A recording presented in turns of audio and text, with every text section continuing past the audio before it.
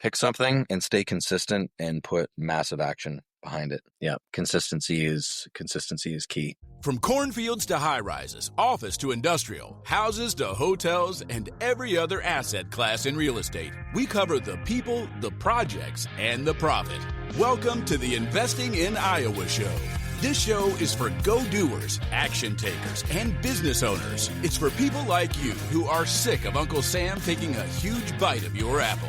If you're looking to get ahead of what's taking place in Iowa, learn who is doing what, and how you can get in on the action, you're in the right place. Hosted by Neil Timmins, an Iowa native who has been involved in over $300 million in real estate right here in Iowa. Recording in studio from West Des Moines. Here's your host, Neil Timmins. I've got Brian Audia here on the show. Brian, welcome. Well, thanks for having me. I appreciate it. I'm excited you're here. Say for the audience to say, who are you? Where are you from? What do you do? I live in Iowa now, originally from Canada, moved here just over 2.5 years ago. And I do primarily single family real estate, creative finance, that sort of thing. I have a business partner. We are actively looking for commercial deals and luxury fix and flips. And I also do some consulting in the construction tech space as well. So well-rounded. I would say so. All right. So I'll ask the question, but I want the story. Sure. How did you come here from Canada? How did I come here from Canada? I came here from Canada. I was traveling in 2010. And I met a lady who would become my wife here in Iowa.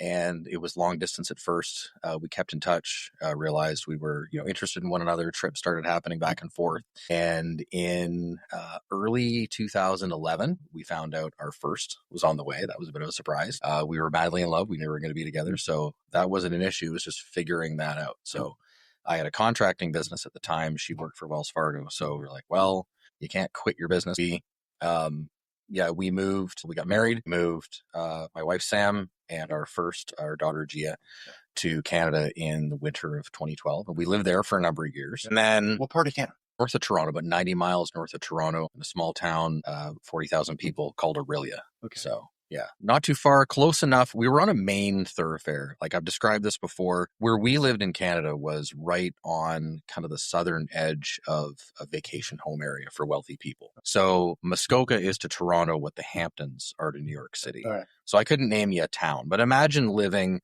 90 miles east of Queens, right? Kind of on the main thoroughfare on the way to imagine like, it's kind of like that, right? So small town, but busy enough. And we had gone through quite a boom in our area as far as real estate bubble almost. It was things were picking up. And I'd been 18 years in roofing contracting. I was second generation. My dad had been doing it since 1967. I took over in 2004 after not having been involved in the family business much. Any younger than that. I didn't have the same work ethic or appreciation for that in my younger years or my teens that I did in my 20s. So got done with school, realized I didn't want to do what I'd do that anymore, and started in roofing. And it was tough. I took over at one crew. My dad wasn't interested anymore. Great man. I love my dad, but when he was done, he was done. Yeah. And, learned a lot on my own. I got an established name and a phone that rang, right? We started with one crew. We built that up over the years. We eventually sold after 18 years in business at 5 crews, a few $1 million in revenue. Yeah. Was lucky enough to find a buyer, but we decided in 2021, I was tired, and just a few circumstances came together between the value in real estate that we had. It was just time in life. And my wife and I sat down and I said, hey, what do you think about, there was an opportunity that came up here that never panned out, but it was sort of the catalyst for the conversation to say, hey, what do you think about moving back to where you're from? One thing led to another, and here we are. Yeah. Well, that's incredible. All right. Sell the business, sell the house, take all your chips. You moved to Iowa. Pick it all up. And then, what I hear you saying is, it sounds like going back into the roofing business here was just not going to happen. No, not. I was tired. Yeah. I was just really tired. And I didn't realize at the time, not that it would have made any difference, but running a roofing business in Canada, I now know because I consult in this space. Running a roofing business in Canada is much different than operating a roofing business in the United States for several reasons. But I was fortunate enough to land a gig. Like I said, that first opportunity that we planned on doing when I came didn't work out. Immigration takes a long time, by the way. That was part of the stopper. And I had an opportunity to work with the tech firm that I'd hired in my own company to help us with sales and marketing when I was there. So the owner of that he's Canadian. Most of the business is in the US. So we were able to kind of have a workaround where I worked as a Canadian person for a Canadian company. Right. While physically sitting at a desk in the U.S., and clients that are mostly in the U.S. So it was this weird workaround. Brought a lot of value. I took a lot out of our engagement that I was able to bring to other clients, and that sort of paid the bills for the first bit. I didn't get right into real estate when I started because I had this misconception that you need money, your own money, to get into real estate. Yeah. So it wasn't until that was going very well. I rose quickly in the company. It's a small startup growing rapidly, was able to get a lot organized for them and also learn a ton myself. The CEO he's a genius, both in marketing and sales and technology in the whole space. So it was and still is a great experience. I still spend time there. And the summer of 2023, I finally sold the commercial building that I had back in Canada. So I'm like, okay, now I've got some cash. The exchange rate played with us a little bit. Yeah. We bought our house. Yeah. So held it in Canadian. So anybody listening, go back to a chart of the USD Canadian dollar exchange in the summer of 2022. And I held the proceeds from the sale of our home in July in Canadian funds and didn't convert it to US to buy our home until November. Go back, look at the chart, do the math. So the sale of the commercial building is what gave us a bit of cash. And I'd had my eye on a BRRRR course from a guy by the name of Sam Prim, runs Faster Freedom out of St. Louis. Great guy, very active on social. I thought, you know what? This is my time. I'm going to do real estate in the US now. I'd always wanted to. I'd read Robert Kiyosaki's Rich Dad, Poor Dad in my early 20s and was always very just enamored with the idea of doing real estate, doing business in general in the US because of the differences, operational differences, the tax advantages that are available to US investors versus Canada. And, now is my chance, I thought. So let's do this. So I buy the course and I'm going through the modules. And one of them was, you know what, you got to get out there and network. You have to, go to meetups, here's where you find meetups. Here's what you do. So I was like, you know what, I do as I'm told. I can follow instructions. I'm going to go find some meetups. And I found this meetup that was meeting at Smoky Row, up north of the freeway. And I decided, hey, I'm going to check this out. I'm going to go. The two gentlemen that were running it, one was Adam, and another guy by the name of Luke. And it's like, okay, here, I'm going to meet some rental investors, some single family home rental investors. And these guys were talking about something completely different. I didn't know what. And I was like, are they selling something? Like, what's going on here? So, I can't remember. It was one of them. Their line was, how would you like to make rental income without fixing any toilets or answering any tenant calls? And I'm like, well, yeah. Right. So listen, it was a good conversation around the room. We did some intros, typical meetup style. Sure. And this was really interesting. So I went up and talked to them afterwards and they mentioned this book, and I was like, what's that book again? And he's like, Invest in Debt by Jimmy Napier. Here's the website to go order it on.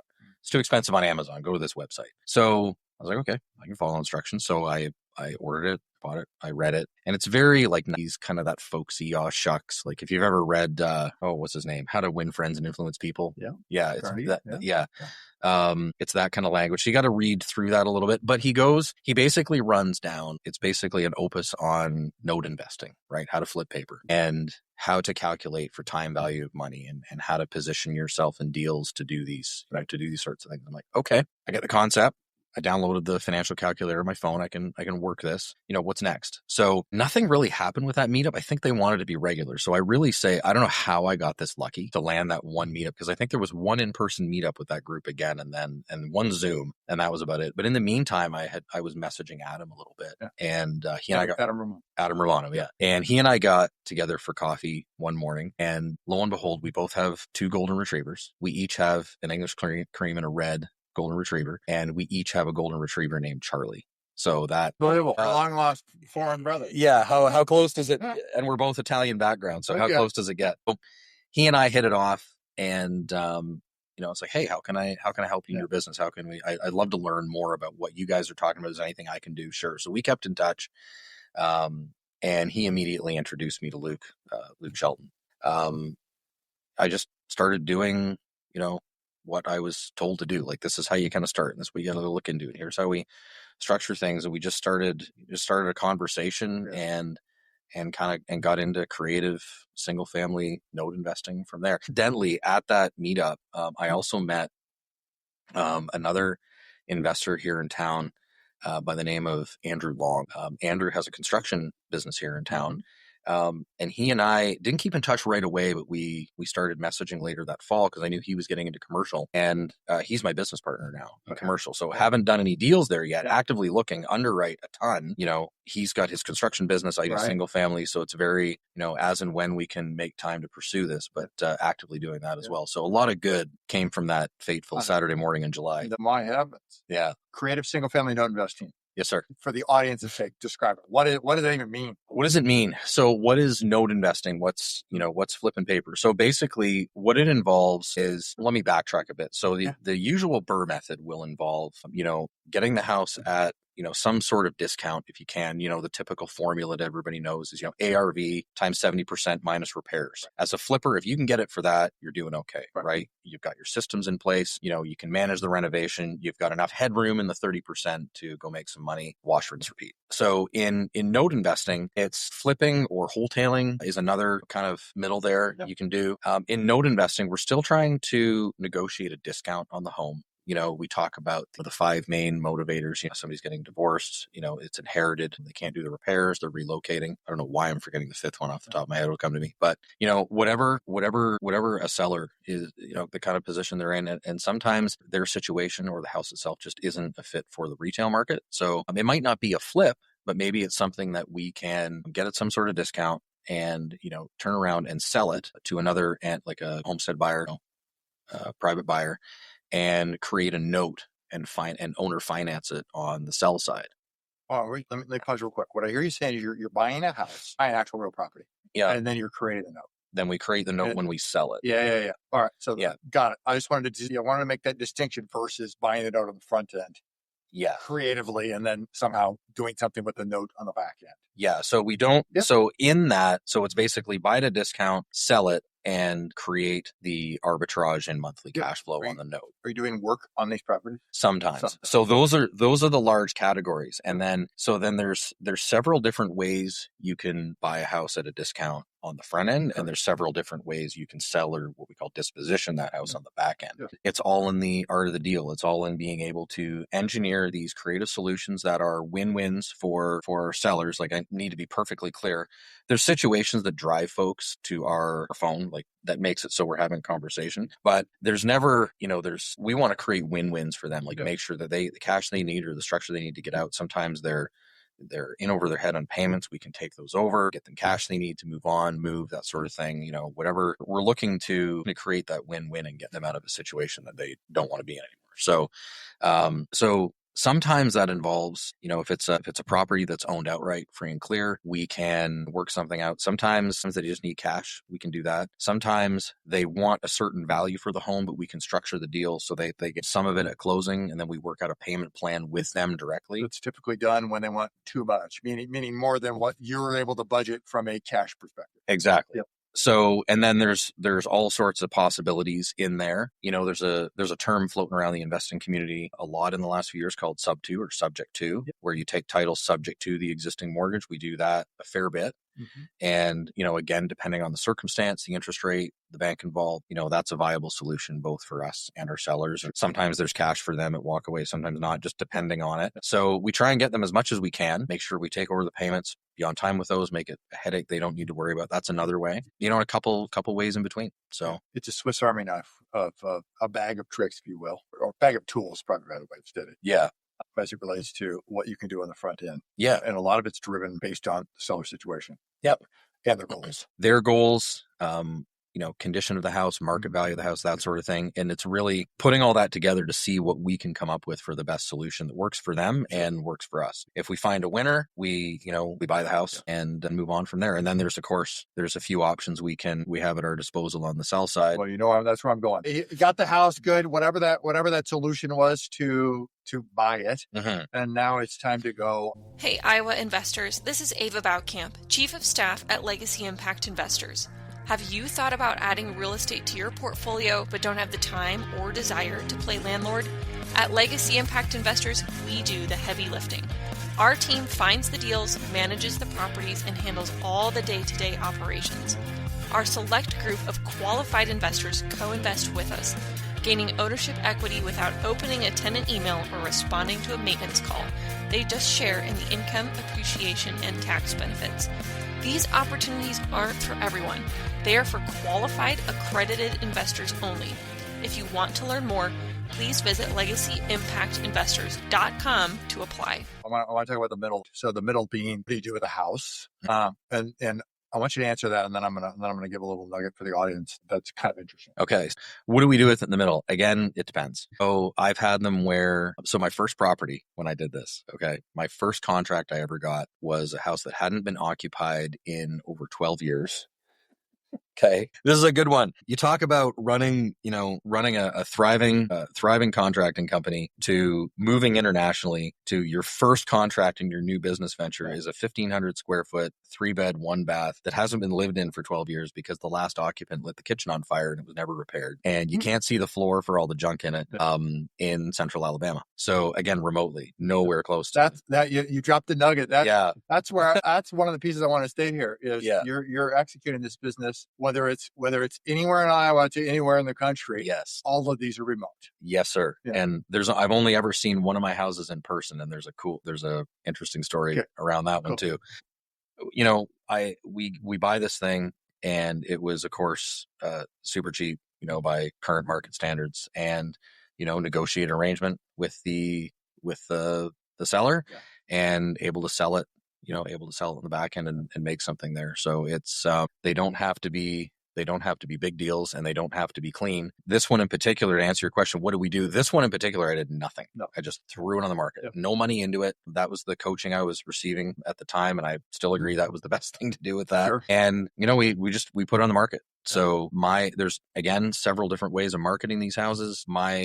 My personal favorite, which is the one I stick with, especially remotely, is Facebook Marketplace. And we have a system for that. And you go through, kiss a lot of frogs to find a prince or princess. Yep. And eventually you find you got a lot of people calling you crazy, a lot of people laughing you off the phone, and eventually a lot of people offering you less than what you paid for it, even though you got a great deal on it. And then all of a sudden one day you find your buyer, you make an agreement, you sell it, and that's it. So sometimes I don't touch them. Sometimes I don't have to. I had one recently, would not have guessed this from the way our conversations had gone up to. He's like, yep, I got some stuff to do. I'll clean it. Lo and behold, giant mess. Got to clean it. Okay. In comes the handyman, in comes the cleaning crew. Yeah. A few $1,000 later, we've got it ready for sale. So you just kind of have to be prepared for anything and everything. I've had a couple where the option was to rehab it remotely. Haven't done it yet. I imagine I will someday, but anything and everything in between. A lot of it is either do nothing or do some light handyman, a few $1,000s worth of stuff to get it cleaned out to make it fairly presentable. Yeah. Yeah. Okay. And then the note piece is where that's what I find interesting because, you could just sell these things. There are multiple exit strategies. You could just sell them out for cash, whatever, take your money and run, if you will, but you prefer that monthly reoccurring income. And therefore the go-to methodology is to create a note.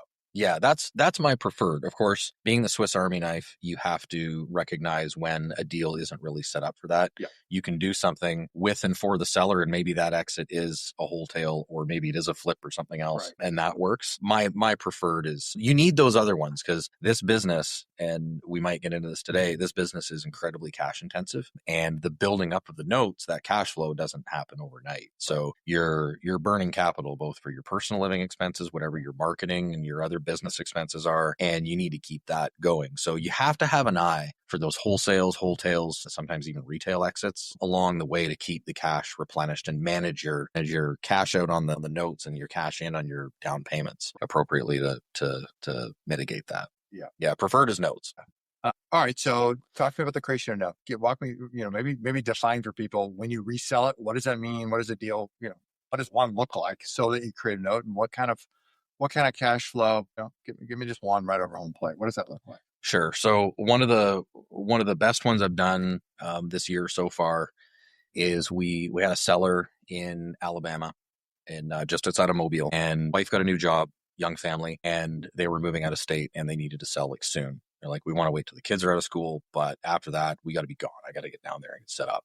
We've done some repairs to the house, but it's, we don't want to don't have time to deal with the retail market. So we negotiated and we came up with one amount. The pictures showed quite another story. So I was like, hey, I understand you did some repairs. And that's a delicate conversation because he did all the work himself. Yeah, he did repairs. He did the work. Yeah. He's proud. And you're like, wouldn't I hire the contractor to do this? Yeah. Yeah, it's, how did I word it? It was the standard of work inside the home is not the same as the comparables in the area, I believe is how I worded it. So I said, listen, I can't do this. They're like, well, can you do this? No, let's just part ways as friends. I'm not going to take any more of your time. They came back 2 weeks later. Hey, can you do this? Which incidentally was less than we originally talked about, which I will never understand that, but I wasn't going to argue. So all said and done, we took title to the property subject to the existing mortgage. When we closed, $118,000 remaining on the balance. We gave them $20,000 instead of the originally agreed upon was more than $40,000. We gave them $20,000 at walk away. We covered all the closing costs. Okay, so now we're $140,000 cost basis into this property. Redid my analysis on the market because it had been several weeks at this point. And when you're selling owner finance, you got to remember we have a product in this niche that puts the sticker price on a house at more than it would be if you put it on the retail market, right? Because we solve a problem not only for our sellers, but also for our buyers. So our buyers are coming to us from possibly being renters. Maybe they've got some beat up credit and not ideal for them to go to a bank right now. These are people who sit below that call it that market sphere of bankable, of the ability to go get a Fannie Freddie, a conventional mortgage, a FHA, whatever. They do not qualify in many cases. For the better part of 2 decades as a contracting business owner, I was that person, right? Because again, what do? You keep your taxable income down for lots of reasons, not just ding credit because they don't pay people. Tons. Yeah. Yes, I'm very attuned to business owners and then certainly realtors in this community. Nobody wants, let's keep the taxable income as low as we can possibly get it. Yeah. Why would you go through that real estate purchasing equivalent of an IRS audit? Right. When it's just, okay, I can deal with this person, maybe pay a little more interest. Sure. And then if I want to / have time, whatever, I might refinance out of it later. Maybe I don't. Yeah. So it's attractive. So, we try and position it a little above market. So we decided to go in. I'd originally comped it around 170-ish, 180. I put it on the market on Facebook Marketplace for $2,099 and actually got it under contract at that. And my first buyer put non-refundable earnest down and then walked away from it. Wow. Right. So we didn't keep that. I don't believe in that. We got him some of his money back just for time and effort, had to keep some of it. He understood. So then we go back out and market it. Eventually had to lower it to $199.9 and we found our buyer. Okay. So this particular buyer, and I don't recommend this, but this particular buyer, we ended up accepting a lower down payment on the property than we normally something like this, we're looking for $15,000 to $20,000. Okay. It was about this time the market was starting to turn. So higher down payments, and where we sit now, January 2025, that we're entrenched in that reality. Yes. But this buyer had verifiable guaranteed income way and above where the payment would be. So they were okay with a higher payment. They just couldn't bring a ton to the table. So your offset there was, we'll take a risk, if you will, on a lower down payment because we believe that the ability for an ongoing payment is much higher than the alternative. Exactly. Yep. And what we did in that, so, I took their income and I said, just to give a little more security for you and us, why don't we do a top up to your monthly payment to contribute towards the down? And if you're steady with that for 24 months, I'll rebalance and we'll kill that extra $500 a month and I'll lower you. Yep. That sounded good. Okay. So I want to break it down. Yeah. What I heard you say there is you had their monthly payment. Cool. He made enough money that you were like, good, we need more money for the down payment. So let's round it up $500 a month. So $6,000 a year. He's making $500 additional every month. That's contributing to his down payment. It's going straight to principal. Correct. For 2 years. And then at the end of 2 years, you're going to come back in and then, essentially kind of re-amortize or that thing falls off. You're gonna write make true in terms of what the payment should be at that point because he's made up that down payment. Bingo. Okay, understand. Now, and this is why this is so cool, because this is a problem that a bank would not be able to. They couldn't solve that. This just wouldn't. They don't have the flexibility. It doesn't fit in your little box. So it's like, okay, well, this is why it's creative finance. Let's get creative with this and solve a problem. They're steady with it. It's been, I forget how long that one's been now. I think 5 or 6 months. Yeah. So 18 months, if they're steady with it, with guaranteed income, they have been. Right. they're not only going to lower their payment by the additional principal, they're going to lower it again when we rebalance it. So yeah, let's break. What kind of interest rate and then what kind of money are you making then as a result of the note? Got it. So this one, we were into the deal for some cash because I gave my seller $20,000, but I only took in $25 closing day. So, but we've been topping that up with an extra $500 a month. So we got some money in this deal. Okay. Between $15,000 and $20,000 by the time we're done with closing costs and that sort of thing. Right. So typically what we like to do is be cash positive on the deal if we can. This one didn't work out that way. But then on the back end, so that note, not including that extra few $100 a month, the underlying is only $950 that we service every month on a sub 2. We take in $1,950 before the top up. Correct. So you're taking in, I'm rounding, $1,000 a month.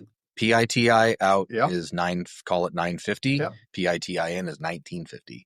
Correct. Yeah, you recover cash real quick with those numbers. That's why we did the lower down payment. That's why we did this structure, because we were able to do that. So had we not sold and maybe gone into a couple more price reductions, we'd have to look at that again. But again, Swiss Army knife, if you understand back to the first meetup I went to, the first book I read on this, invest in debt, is you learn different ways and, you mentor with people. So I've got great mentors. Those mentors have great mentors. We've now been to a couple masterminds, out of town for these things where you're in the same room with people that are doing exactly what you're doing, but better. And depending on the operator at scale, that's a neat business. So you're constantly keeping up on market changes, what other people are doing, so you're always learning. So you get to learn how to slice and dice these deals. Again, win-win situations.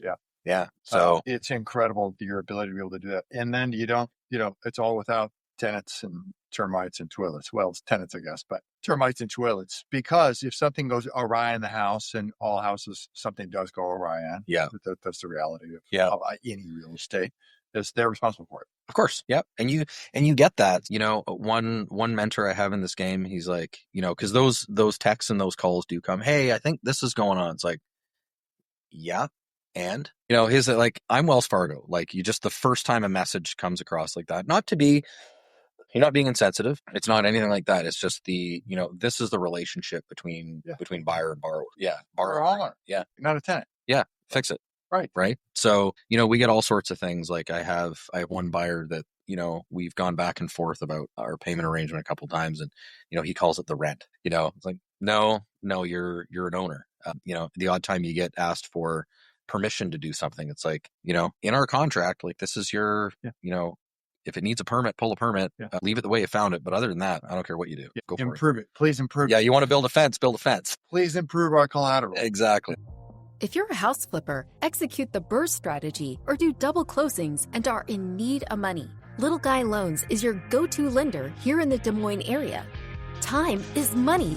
Loan approvals in 24 hours. Closings in 5 days. Little Guy Loans was founded by Neil Timmins, an investor just like you. Since he has been in over 10,000 homes in Des Moines, there's never an appraisal. Houses, multifamily, and commercial property loans up to $1 million. Check out www.littleguyloans.com. I'm curious as to how you pull comps in these, various places where I assume you don't have full MLS access to every location in which you're transacting in. We do, actually, and that's on purpose. Yeah, that's on purpose. When you location, you said something very key there. When because this all starts in the beginning when you're marketing, right? You're only going to get deals from where you market to. So in our marketing, choosing your locations is very key. What kind of houses do you want? Excuse me. What kind of houses do you want? What kind of real estate, real property law structure do you want to deal with? It's customary in this industry when you're creating notes on the sell side, those interest rates are going to be anywhere between, depending on the deal, 7.9 and 12%. Some states have usury laws where those interest rates are quite low. I love West Virginia, and I will continue to market and do business there. But West Virginia's usury laws cap out at 9%. That includes points, includes anything. Like even on real estate deals, you can't go over that. So if you're going to be in a state like that, you got to be prepared for that. I love areas of West Virginia. So West Virginia puts a smile on my face. I like it. So I'll continue to do business there, but you have to know. So we only We only market to places we want to be in. In this, when you're talking about comps, just the ability to pull comps is incredibly important in order to have that visibility and intelligence into the deal. So automatically, for me as an investor, that precludes doing anything rural. You know, I'm talking anything more than a 15-minute drive from a city of 30 or 40,000 people. It's because the comps are too thin? Yeah, if I can't determine what it's worth in a very short period of time, and by comps, so I have to say credit for how I comp goes 100% squarely to, let's say 90%, because Luke has a very interesting perspective in this as well. Adam Romano taught me how to comp. He's got background in real estate. He's done flips. His wife is a realtor. They've got extensive experience. For all the masterminds and meetups I've been to, Adam's probably one of the best people at comps I've ever met. It's imperative because when you buy that property with accurate comps, when you buy that property, you already know if you won or lost, right? You make your money when you buy. That's right. It's nothing is truer than that. Is not any truer than it is in real estate. So you have MLS access in MLS locations. When you say MLS, meaning you, like a realtor, which I'm still a realtor today, although I almost never practiced, but I have the MLS. So I have MLS, just as every realtor in this city does as well. Yeah. To be able to go in and pull all the comparables that are there. I'm saying I'm not going to Zillow. I'm not pulling some third-party website. I'm pulling the Association of Realtors data for MLS. That's what I'm referring to specifically. Okay, so I misheard the question. So no, I don't.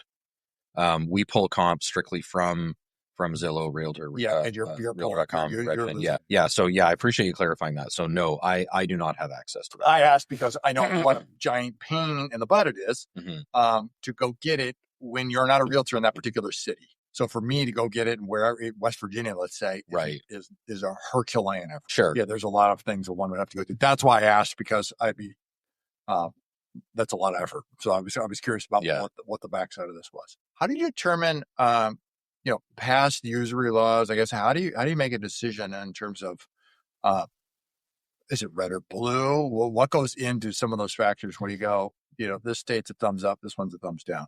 As far as the areas we market in, well, at the state level, as you know, Neil, we can't discriminate based on politics in a certain area. I wouldn't be telling the truth if I said that most of the states we market in are firmly red states. Not to say we choose it based on that, but you look at the latitude you have as far as arrangements and what you're able to do. Is it a business friendly environment as it relates to my business, your business? Absolutely. In these areas. Absolutely. Sure. Can I get a real estate deal done the way I know I need to for my business and in a way that's a fit for both my seller and my buyer, in a way that's not going to hold up the deal? And that's where we go. So my specific states I like the Southeast. They, there's good value in there. So my buy box is anywhere between, ARVs of, I like to say 100,000, but I will go a little lower than that if it's right, but call it 100,000 to around 300,000. Much more than that, they get harder to sell. Much lower than that, there's not enough meat. Harder to sell because the interest rates the payments get exacerbated as a result of the interest rates. They do. We do.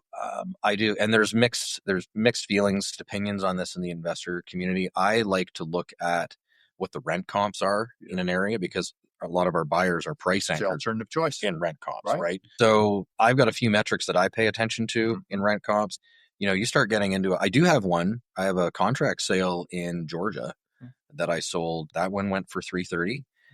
The PITI payment on that is $2,750, and I forget for that area. I think we're just a shade above max, what a rentometer report would say is max rent. That's incredible, because if you could be that or close to it, I would think you are the better alternative, ownership versus renting. Yeah. So in this game, from my experience personally, in this game, 75th percentile rent is the sweet spot.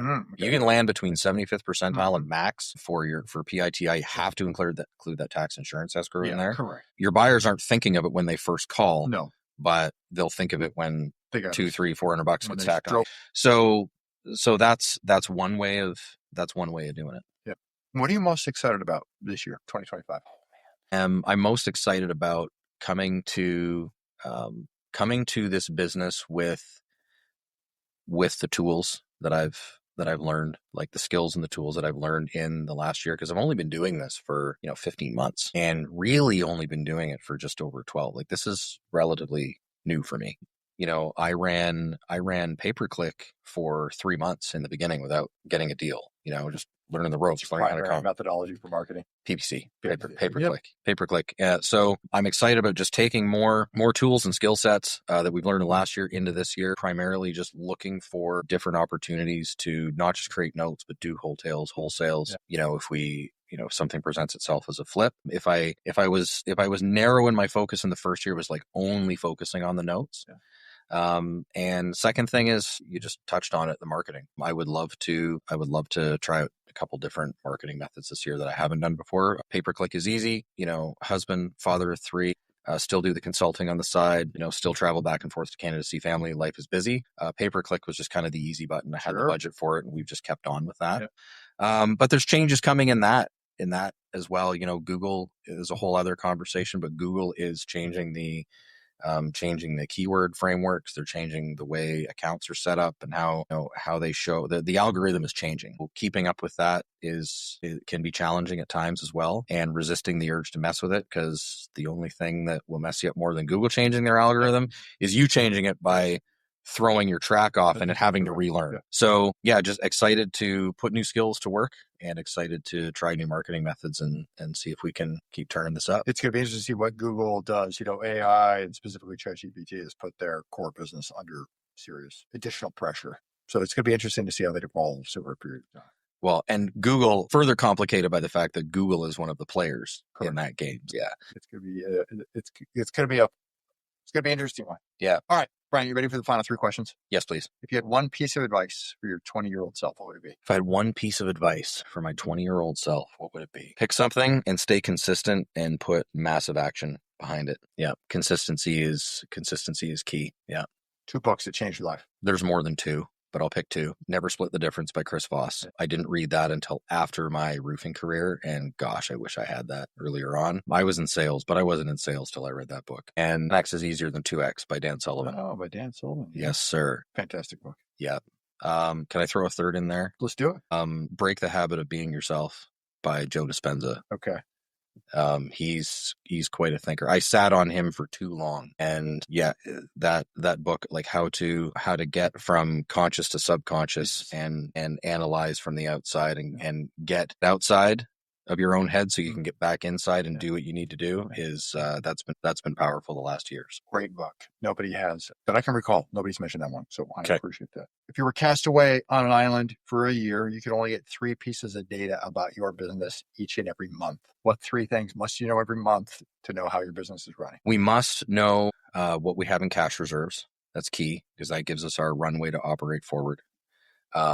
We need to know for me, cost per lead, like what we're spending to acquire a customer contract. Sorry, not cost per lead, cost per contract, cash flow, and where our note income is current time. Right. I've asked lots of questions. It's been a fantastic conversation. What's one question I did not ask that I should have asked? I have to think about that one too. Sorry. We covered a lot of ground here today. Yeah, I don't think so. This has been fantastic. I honestly can't think of one, Neil. I'm not going to make one up on the spot. This has been really engaging and it's been fun spending time. So I appreciate you taking the time to connect. For people who want to find you, follow you, connect with you, where can they go? What should they do? Just find me on Facebook. Brian with an I, Audia is my last name. I have a business page, but it's not active. Just connect with me there. That's where I am. I don't do many of the other social platforms that I probably should. So just find me on Facebook. We'll put a link below in the show notes for everybody to connect with you. Sounds great. I really appreciate you being here. Thank you. You bet. Thanks, Neil. It's been great. Fantastic. Awesome. Thanks for listening. If you're enjoying the show, may I ask a favor of you? Naturally, subscribe so you never miss an episode. But would you rate and leave an honest written review on Apple Podcasts? It does a lot for us here at the show, and I appreciate reading your thoughts. Great guests make for a great show.